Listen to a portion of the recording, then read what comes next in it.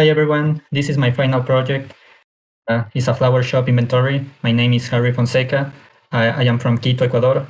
This course is CS50 Introducing to Programming with Python. My program, what it does is ask for a product that is in an inventory file, that is a CSV file that we can find here. So I am going to run the program. It's going to ask me for one item, that is, in this case, one of those. If I put another word, it's going to reprompt the user for another word. I can use lower cases, upper cases. In this case, I am going to use lower cases.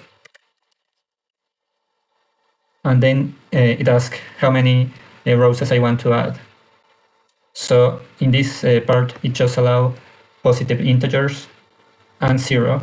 So I could put 0 or any other number. In this case, I am going to put 5. And then ask me how many roses I want to use.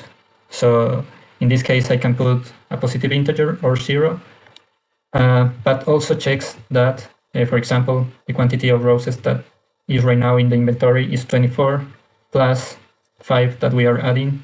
I can't use more than 29, that will be 24 plus 5. So for example, if I want to use 50, it's physically impossible, so it is going to ask me again. And if I put 15, it's going to show me the CSV file information in a table, really friendly for the user. The quantity that have changed, the price is the same, and the amount is the quantity multiplied for the price.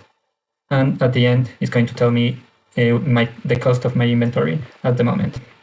Other parts of my program is test project, where I test the functions that I use in my program. So for example, we have the function that add the products, that reduce the products, and the one that adds all the numbers in the total amount column of the table. That will be this little part. And we have this CSV file called test that is used here in the test of the function total amount.